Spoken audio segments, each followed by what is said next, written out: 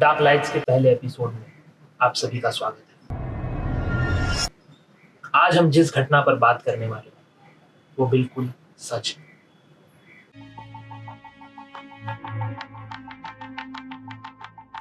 ये घटना पुणे के आईटी पार्क से 80 किलोमीटर दूर एक जगह पर हुई।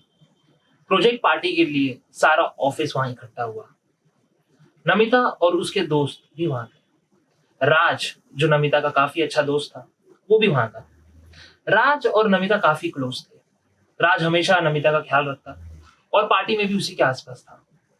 पार्टी में जाते ही नमिता अपने दोस्तों के साथ मिक्सअप होने चली गई। राज तभी देखता है कि ऑफिस के कुछ कलीग्स नमिता पर ट्राई कर रहे हैं, मतलब नमिता के क्लोज जाने की कोशिश कर रहे हैं। राज ये सब देख ही रहा होता है कि तब तक राज का एक दोस्त उसे इंटरप्ट करता है और उसे ड्रिंक्स ऑफर करता है।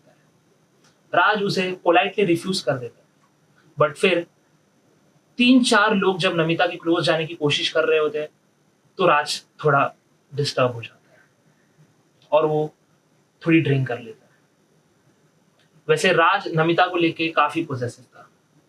अब राज को उसके लिए फीलिंग्स थी, पर राज शायद रिजेक्शन से डरता था, इसीलिए उसने नमिता को अपनी फीलिंग्स के बारे में कभी नहीं बताया।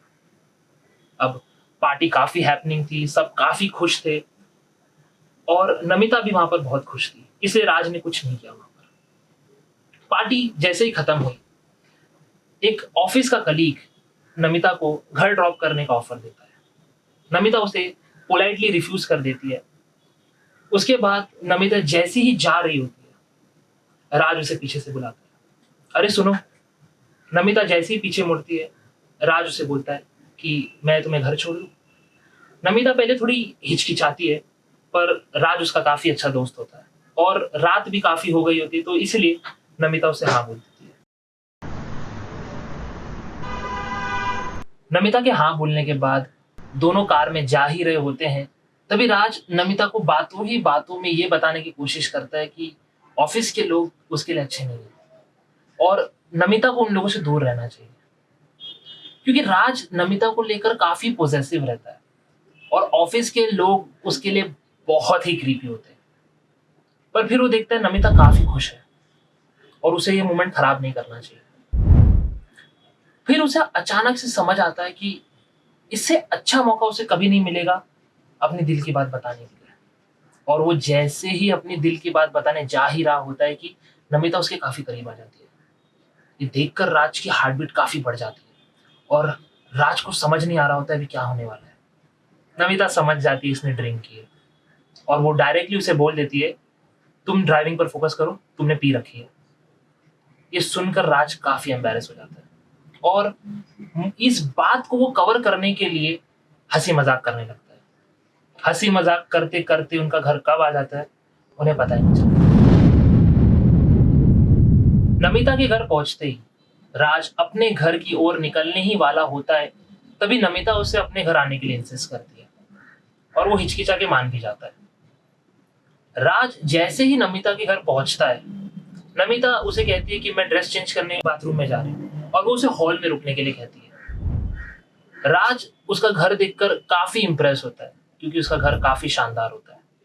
वो हॉल में लगी हुई उसकी तस्वीरें देखने लगता है और तभी राज की नजर अपनी और नमिता की तस्वीर की ओर जाती है।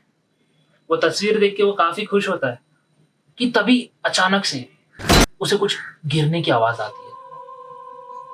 राज पीछे मुड़कर देखता है तो कुछ नहीं रहता और नमिता भी काफी दूर रहती है, तो आवाज कहां से? राज के ध्यान में आता है कि नमिता की एक दोस्त भी यहाँ उसके साथ रहती है, पर उसकी दोस्त पिछले 1 हफ्ते से शहर के बाहर है।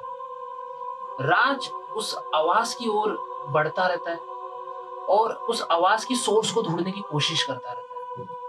देखते ही देखते वो रूम में चले जाता है और जैसे ही राज रूम के अंदर जाता है, उसे काफी पंजेंट स्मेल आता है वहां पर और रूम में घुसते उसे काफी नेगेटिव वाइब्स आने लगते हैं। उसे ऐसा लगता है कि उनके अलावा वहां पर वो हिम्मत करके रूम के अंदर देखने की कोशिश करता है, पर उसे कुछ खास वहां दिखता नहीं है। इसी कश्मकश में वो रहता है कि तब तक नमिता ड्रेस चेंज करके बाहर आ जाती है और वो भी बाहर निकल जाता है। वो नमिता को हक करके घर जाने ही वाला होता है कि गलती से उसकी नजर बेड के नीचे जाती है और बेड के नीचे वो जो देखता है वो देख के वो हक्का बक्का हो जाता है। अब वो बड़े ही कैजुअल टोन में आके नमिता से कहता है कि मुझे बहुत भूख लगी है। नमिता कहती है कि अभी तो हम पार्टी से आए हैं। वो कहता है कि नहीं, मुझे कुछ बाहर के खाने का मन कर रहा है। नमिता कहती है कि मैं घर में ही बना देती हूँ।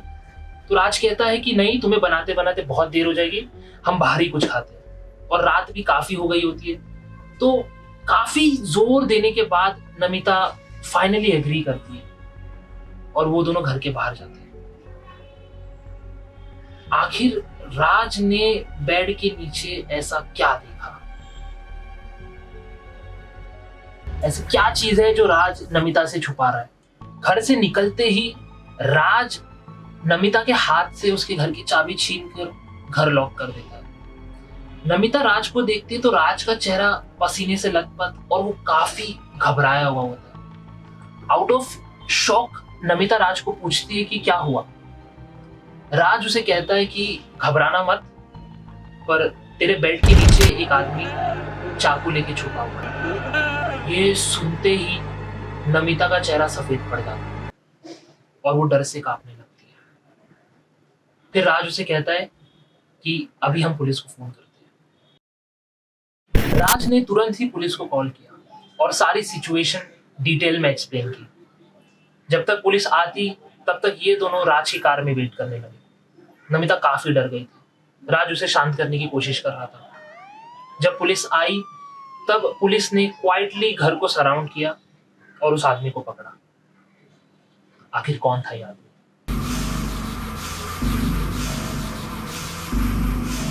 पुलिस ने बताया कि वो आदमी एक स्टॉकर था। वो पिछले 3 महीने से नमिता का पीछा कर रहा था। उसे पता था कि नमिता की दोस्त 2 हफ्ते के लिए बाहर जा रही है और उसी समय वो नमिता के घर में घुस गया। पिछले 2 दिनों से नमिता अपने घर पे नहीं थी और वो 2 दिन से नमिता के घर पे था। आज नमिता को देखते ही उसने अपना जज्बात बयान करने का फैसला किया और अगर नमिता आज उसे रिजेक्ट करती तो वो उसे मारने वाला था। उसने पहले भी 2 लड़कियों का बड़ी ही बेरहमी से मर्डर कर दिया और अगर आज राज नहीं होता तो नमिता का क्या होता? तो कैसा लगा आपको आज का पहला एपिसोड? ऐसी मोर इंसिडेंट जानने के लिए हमारे चैनल को सब्सक्राइब करना और ये हमारा पहला वीडियो है तो इसे भर के प्यार देना। हमें लाइक करना, शेयर करना, सब्सक्राइब करना। आज के लिए इतना ही गाइस, मिलते हैं नेक्स्ट वीडियो में। Thank you.